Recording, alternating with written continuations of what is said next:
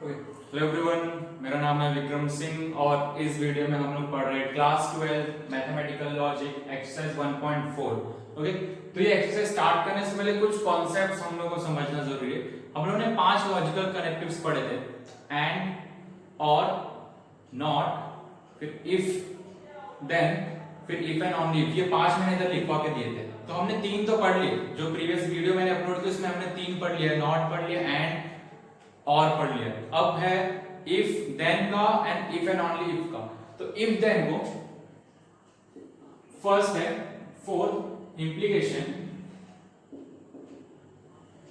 Implication या फिर conditional. Next कौन सा है? इंप्लीकेशन या फिर कंडीशनल बोलते हैं इसे।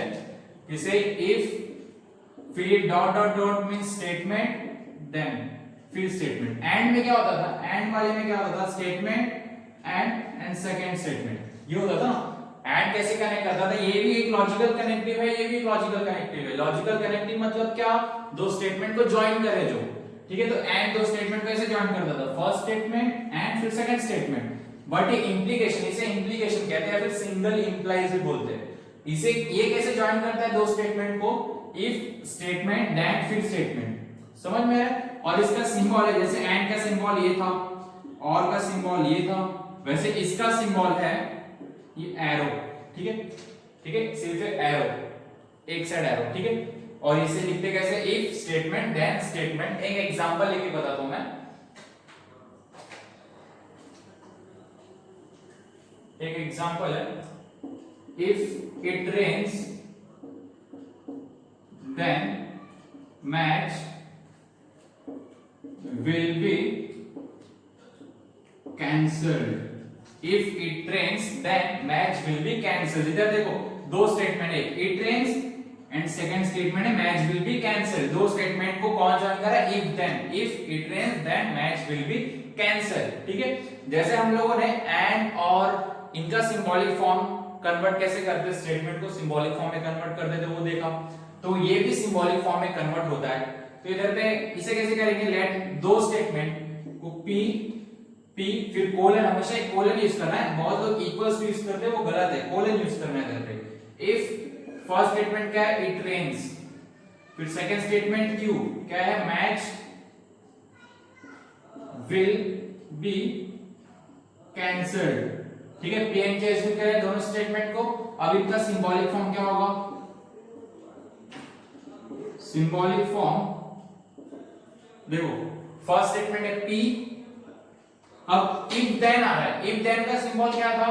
सिंगल एरो, या फिर इसे इंप्लाइज भी बोलते हैं, सिंगल इंप्लाइज। फिर सेकंड स्टेटमेंट को क्यू माना हमने, समझ में आया? तो इसका सिंबॉलिक फॉर्म ये होगा, ठीक है। तो इसी तरह सेकंड एक और है, ओके। इसी तरह है bye conditional, second one by conditional या फिर डबल इंप्लीकेशन भी बोलते हैं इसे, ठीक है। Bye conditional double implication. इसमें क्या होता है? इसमें statement if and only if फिर स्टेटमेंट, दो स्टेटमेंट को कैसे कनेक्ट करता है? इफ एंड ओनली इफ से। इसे एक और तरीके से लिखते हैं, स्टेटमेंट आई एफ एफ फिर स्टेटमेंट इफ। कभी कभार इफ एंड ओनली इफ के प्लेस पर ही आई एफ एफ भी दिया जाता है, ठीक है। तो कंफ्यूज मत होना। First statement if and only if, second statement I F F, second statement. समझ में आया? ठीक है। नाउ इसका एक एग्जांपल ले लेते हैं। और इसका सिंबल क्या होता है? इसका सिंबल होता है, इसके दोनों साइड पे एरो रहता है, ठीक है। इसलिए इसे बाय डबल बोलते हैं, डबल इंप्लीकेशन। उधर पे एक साइड पे एरो रहता है इसलिए इंप्लीकेशन, इधर दोनों साइड एरो है इसलिए डबल इंप्लीकेशन बाय कंडीशनल, ठीक है। इसका एक एग्जांपल लेता हूं मैं। सपोज लिया मैंने एक example 3 + 4 = 7 if and only if 5 + 3 = 8, ठीक है। 5 + 3 = 8। नाउ अब देखो, ये स्टेटमेंट फर्स्ट है, first statement let 3 + 4 sorry p colon 3 + 4 = 7 q 5 + 3 = 8, ठीक है। तो सिंबॉलिक फॉर्म क्या होगा इसका? सिंबॉलिक फॉर्म होगा first statement P if and only if का सिंबल है दोनों तरफ में एरो, ठीक है। सेकंड स्टेटमेंट Q, तो इस तरह से इसे सिंबॉलिक फॉर्म में कन्वर्ट करते हैं, ठीक है। इतना समझ में? ओके, क्वेश्चन पे जाते हैं, एक्सरसाइज पे। Exercise 1.4 first question, right the following statement in symbolic form. ये स्टेटमेंट्स दिए हुए इन्हें सिंबॉलिक फॉर्म में कन्वर्ट करना है। जो एग्जांपल्स हमने लिया इंप्लीकेशन, डबल इंप्लीकेशन का, उस पर ही बेस्ड है ये। तो फर्स्ट क्वेश्चन क्या है, if triangle is equilateral then it is equiangular. इधर देखो कनेक्टिव क्या है, इफ देन, ये कनेक्टिव है, मतलब दो स्टेटमेंट कौन से होंगे, ये और दूसरा ये। तो लिखोगे लेट P कोलन, ठीक है, हमेशा कोलन लगाना। इफ ट्रायंगल इज इक्विलैटरल, ठीक है, ये first statement. Second statement, it is equiangular, ठीक है, इट इज इक्विएंगुलर। अब सिंबॉलिक फॉर्म क्या होगा इसका, सिंबॉलिक फॉर्म, ठीक है। फर्स्ट स्टेटमेंट को हमने P माना है, तो P इफ देन आ रहा है, इफ देन का सिंबल ये था ना, इंप्लीकेशन का सिंबल ये। नेक्स्ट स्टेटमेंट इट इज इक्विएंगुलर, उसे Q माना है, तो वो Q। समझ में आ रहा है, ठीक है। First question. अब सेकंड क्वेश्चन है stock prices are high if and only if stocks are high, ठीक है। तो इफ एंड ओनली इफ इधर लॉजिकल कनेक्टिव है, ये क्या है, डबल इंप्लीकेशन, ठीक है। डबल इंप्लीकेशन का सिंबल हमने क्या पढ़ा था, ये पढ़ा है, ठीक है। नाउ दो स्टेटमेंट है, लेट मान दे, लेट P, फर्स्ट स्टेटमेंट क्या है, स्टॉक प्राइसेस आर हाई, फिर Q। सेकंड स्टेटमेंट क्या है, इफ एंड ओनली इफ के बाद वाला second statement, stocks are high, ठीक है। अब सिंबॉलिक फॉर्म,